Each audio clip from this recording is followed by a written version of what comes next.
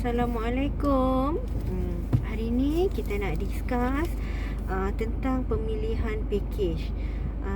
Kita nak kalau kita masih belum ada package yang tertentu dan kita tengah memilih-milih, kita akan tanya dengan travel agent, nak bincang, nak cari dekat dalam Facebook group, nak tanya kawan-kawan punya review. Tetapi kita perlu juga tahu basic dia, apa yang kita nak tanya dekat travel agent betul. Jadi hari ni kita nak bincangkan 2-3 perkara lah. Tips kita bagi soalan-soalan untuk tanya ke travel agent. Biasa diorang akan bagi beberapa package lah. Jadi kita nak tanya, pertama sekali kita tanya, package berapa hari? Kalau dia kata 14 hari 13 malam ataupun 12 hari 10 malam, kita perlu tahu berapa hari dekat Mekah, berapa hari dekat Madinah. Masuk Mekah dulu ke masuk Madinah dulu. Lepas tu package yang ini ni untuk bilik berapa orang, berapa. Setiap bilik-bilik berapa orang tu ada banyak perbezaan harga. Ada yang beza harga dia sampai 1,000. Bilik biasanya start daripada 5 orang, 4 orang, 3 orang, 2 orang, 1 orang. 1 orang ni dia tetap kena bayar untuk 2 orang biasanya lah. Tetapi kalau kita pergi 2 orang suami isteri dan kita pasti kita nak duduk berdua, tak mau berpisah, okey, kita terus tanya dia package untuk 2 orang 1 bilik. Tetapi kalau kita pergi suami isteri, kita tak kisah untuk berpisah dan kita nak berjimat, okey, saya nak tanya bilik 4 orang. Untuk 4 orang, isteri saya akan duduk dengan jemaah yang lain dan saya akan duduk jemaah yang lain, kata. Okey, jadi yang itu akan jadi lebih murah. Jadi di Mekah bilik untuk 5 orang dan 4 orang memang agak kecil dan cramp. Tetapi di Madinah bilik dia besar-besar. Bilik dia besar-besar. Kebanyakannya bilik dia besar-besar dan selesa lah. Di Mekah tu kena tahan sikit lah sebab space dia kecil-kecil. Jadinya tapi tetap ada bilik 5 dan 4 orang. Itu kena tanya travel agent. Jangan malu-malu nak minta gambar bilik. Cakap, boleh saya tengok gambar bilik tak? Nanti dia akan forward. Biasa travel agent yang dah establish ni dia akan ada semua gambar lah. Cuma jemaah minta atau tidak aja. Okey, yang kedua, tadi dah discuss pasal package dia kan, berapa hari dengan package tu berapa orang satu bilik. Yang kedua adalah penerbangan apa. Ini penting. Penerbangan apa? Penerbangan ni direct ke atau transit? Kalau direct memang biasanya Malaysia Airlines, AirAsia, Saudi. Sekarang kita ada 3 saja yang direct, tak silap saya. Kalau ini direct, kita tahu perjalanan kita 8 jam. Tetapi kalau transit, kita perlu tanya travel agent. Transit dekat mana? Dekat Doha, dekat Qatar, dekat Oman. Mana lagi sekarang ada transit? Saya pun tak pasti. Tapi kalau transit, kita kena ada kiraan lain. Okey, transit kita dari sini ke sini, sini ke sini, nak naik balik ke sini. Okey, total sekali perjalanan kita misalnya 15 jam. 15 jam dari KLIA sampai Jeddah, total 15 jam, mungkin 16 jam, mungkin ada transit 1 hari. Itu kena tanya travel agent masing-masing. Okey, kalau transit 1 hari, transit 16 jam. Kalau yang 16 jam, kalau 15 jam 16 jam tu, kita kena kira daripada airport Jeddah. Ini kiraan simple lah ya, bukannya kiraan yang betul-betul. Daripada airport Jeddah ke Mekah 1 jam. Daripada rehat dulu dekat Mutawif, akan suruh rehat sekejap, refresh, masuk bilik 1 jam. 1 jam 16 jam, 17 jam, 18 jam. Kita buat tawaf, kita dah dalam ihram kan. Tadi kita, kalau kita direct Mekah, kita dah bermikat di Karnul Manazil, dekat dalam flight, dekat dalam pesawat kita dah mikat, kita dah dalam ihram, kita kena segerakan umrah kita habiskan. Kita nak kena lepaskan ihram kita kan, kita kena segera. Jadi dah 16 jam, 17, 18 jam. Mungkin kita buat 2 jam atau 2 jam setengah, 20 jam. Jadi kita dalam 20 jam tu, kita mampu ke atau tidak. Ini semua akan efek kepada harga package tu. Kalau direct flight 8 jam, kita habiskan semua dalam masa 10 jam, 12 jam, kita dah habis, dah terlepas dari ihram kita.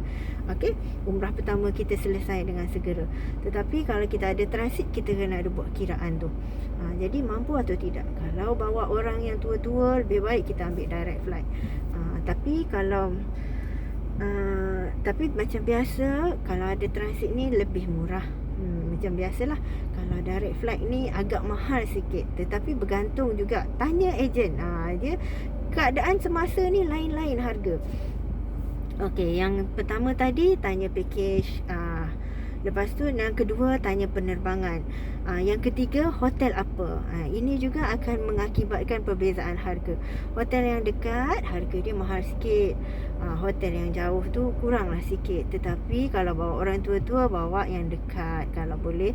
Jarak 50 meter. Hotel-hotel yang sebaris dengan Safwa Hotel ni apa, Pullman. Lepas tu sebelah dia apa, Fairmount.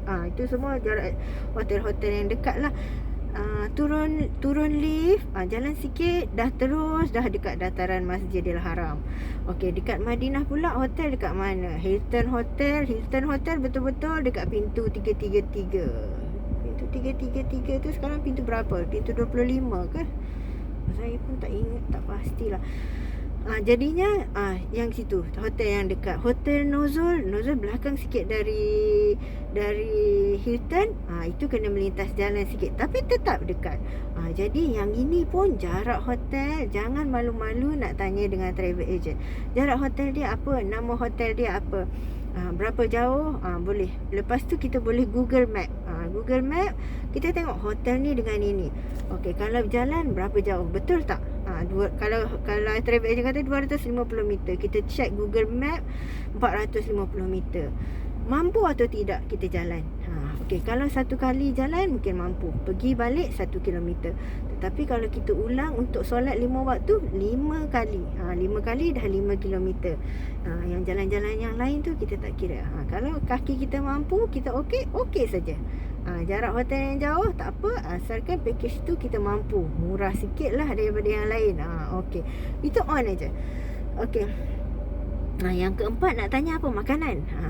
Tanya, Haji, makanan kat sana apa Tuan Haji, package ni. Okey, dia akan bagi tahu international punya makanan ke, ada makanan international orang putih punya ke kan, ataupun masakan Indonesia lah Haji, dia kata, ataupun masakan Arab. Kita serve Malaysia punya food. Okey lah, lega. Okey, boleh lah. Kita nak makanan Arab ni semua, makanan Indonesia ni boleh 2-3 hari boleh. Hari keempat tu kalau saya last pergi naik Safwa, pergi cari restoran Malaysia. Macam tu. Yang itu sekali makan dah 10 rial, 20 rial. Itu ada kiraan dia. Jadi kita kena tahulah makanan apa. Kalau semua makanan Malaysia, kalau kita okey. Kalau makanan Arab, saya memang suka makanan Arab. Boleh. Itu terpulang masing-masing. Yang keempat makanan yang kelima ni lawatan. Okey. Tanya travel agent, lawatan apa yang ada. Okey. Yang percuma kita bagi pergi sini. Yang lain kalau nak ikut berbayar. Okey, kalau berbayar berapa? Okey, ada yang ini 30 rial. Yang kalau pergi sini nanti kena bayar 60 rial. Jadi kalau untuk yang pertama kali mestilah kita nak merasakan, nak menghidupkan sejarah Nabi Ibrah kan. Jadi kita nak pergilah semua. Jadi yang itu sebab bayar kat sana kita ada kiraan duit kita. Nanti kita nak bawa duit berapa, nanti nak souvenir berapa. Saya nak ikut lawatan ni. Jadi kena tanya travel agent. Okey, yang ini berapa bayar. Jadi kita dah ada persediaan dia. Yang keenam, tarikh. Tarikh kena bersesuaian lah. Kalau orang kerja, tarikh apa yang okey sikit. Kalau ada orang kerja tu dia kerja account, okey, waktu gaji dia closing, sibuk. Tapi saya boleh pergi selepas hari gaji, dah clear gaji semua, nanti tak bergaji pula satu syarikat tu. Okey, jadi selepas selesai kiraan gaji, okey, saya boleh pergi tarikh ni, sampai tarikh ni. Okey, ataupun cuti sekolah, saya boleh pergi tarikh ni. Macam tu pemilihan tarikh. Apa-apa kalau discuss dengan travel agent, jangan malu-malu nak minta gambar. Saya nak minta gambar hotel, saya nak minta jarak hotel, saya nak minta itu. Sebab apa? Kita sebagai jemaah, kita berhak untuk memilih. Apa lagi saya nak cerita? Itu sahaja setakat ni. Kalau ada apa-apa pertanyaan, boleh tanya dekat komen. InsyaAllah kalau saya tahu, saya bantu jawab. Terima kasih sebab menonton. Semoga bermanfaat. Assalamualaikum.